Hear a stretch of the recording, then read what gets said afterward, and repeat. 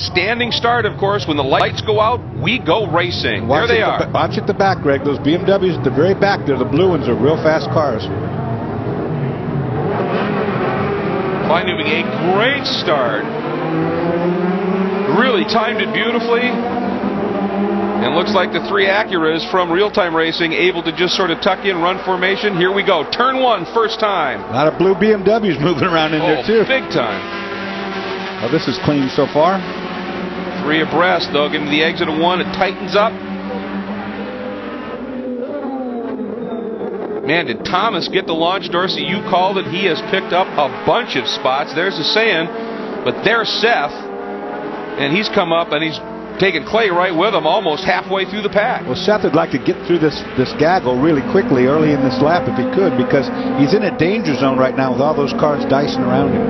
Riding right along there with Kuno Whitmer, who's right now in second place. It's going to be hard to beat these real-time guys when you've got the team principal, Peter Cunningham, the third of these cars, and you've got Whitmer, who you're riding with, up ahead, the leader, Kleinubing. Now, getting by one is one thing, but getting by all 3 of them with the boss at the back is going to be pretty hard. The war continues here at Sebring. Seth Thomas down the inside of Michael Galati. The Bimmerworld BMW makes the move. He actually had it made going into 17. The lap before. Oh! There's trouble there. He tried to block and spins his own car. That was the pass for 6th, and Seth Thomas throws it away. All right, here we go. Sandy looked inside. Now he comes outside, side by side, but it's outside line. Into the hairpin. He floats out wide. Clay ducks underneath. Now they are side by side. Oh. They touch again. Still side by side. Galati. This is exactly what he wanted to see happen. Martinelli trying to keep the inside line, but he's going to get squeezed through the chicane. And it's still now Clay with the inside line. Clay is through. Kleinubing on the hammer, out of turn 17, onto the front straight, looking for his 3rd win in his career here at Sebring, and the 3rd one from pole, and he gets it. Kleinubing, after a year going winless, his first ever in World Challenge competition, starts off 08 with a big win. They're on 5 seconds from now. Within 5 seconds, they're off. We are racing round 2, Virginia International Raceway, and Chip Herr did not get the start he wanted, but look at the BMWs. Remember, rear-wheel drive and off in the grass.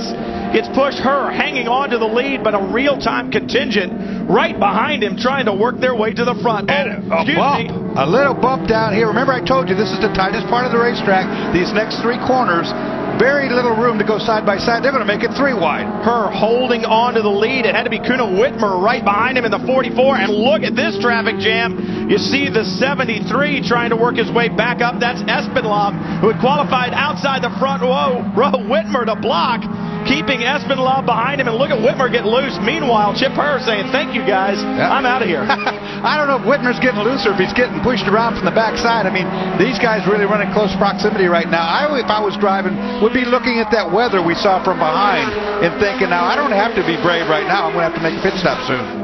You look at the cars, nose to tail, down the back straightaway here, and I think you can give a hats off to World Challenges. Look at this, teammates beginning to go at it.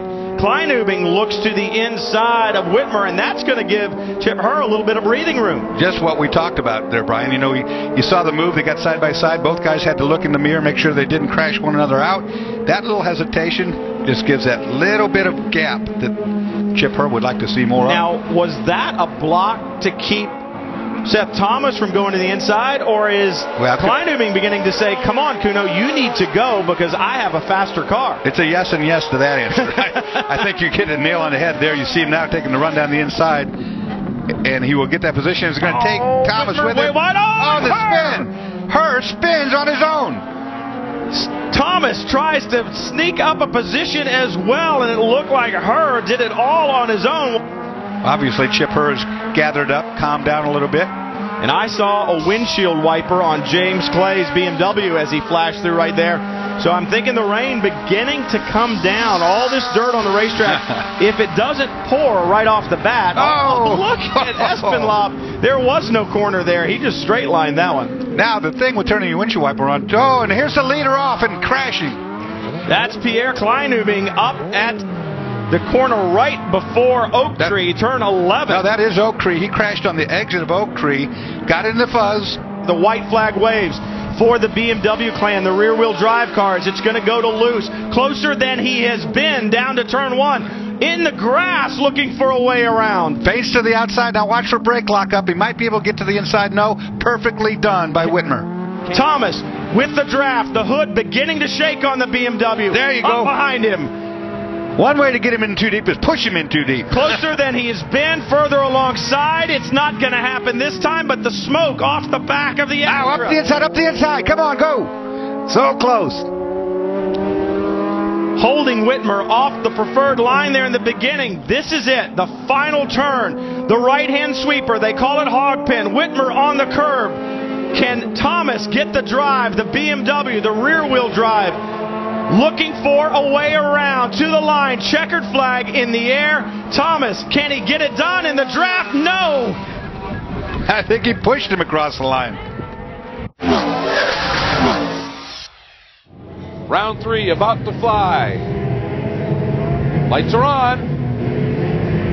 Go, go, go, go, go. We're underway. Oh, Saney, a great start. Boy, did he time that to perfection. Kleinubing a little bit slow off the line.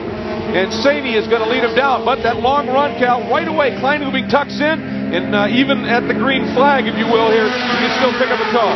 You certainly can. Kleinubing looks to the inside. Will he put the pressure on? He said he'd be patient, try and get some laps under his belt. Saney locks up the rear brakes. It looked like Kleinubing took a bit of a tap there. Someone goes around in the middle of the pack. Martinelli has gone around one of our onboard cars, so he's going to drop to the back. Tough break for Martinelli. Qualified in that 9th spot. He has gathered it up and is back and underway. There is your leader, Saney. Then the 2 real-time Acuras, and then Daniels. And Daniels, as we talked about, a great story. He and Charles Espinlav both doing a nice job. Daniels, first time in this car this season, certainly a young rookie. The 06 Mazda MX Cup champion. That is Daniels trying to come up and get around the outside of P.T. Cunningham. He is there. You just watched a moment ago as you saw Espinlav try and get around Whitmer, and then ended up, he was alongside, but it cost him just a little bit. And Seth Thomas, as Daniels got out of line, Thomas took advantage, and he has gone by. Boy, what a run Thomas is putting on. He really has. Didn't qualify as well as we expected him to, but we've seen the potential of this BMW. It is coming on strong, and I think it's only a matter of time before we see that car back in victory circle. Of course, the Bimmerwald guys got that victory with Joey Hand last year. With their regular drivers, James Clay and Seth Thomas, did a brilliant job this year, along with Nick Asayan. And oh, now Daniels, they are side by side, heading into the Black Rock hairpin, and he is underneath, but really pounded that curve, Cal.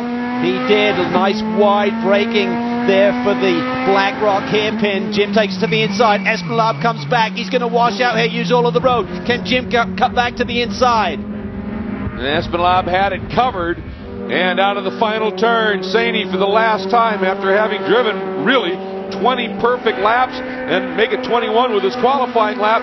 First win for the young rookie.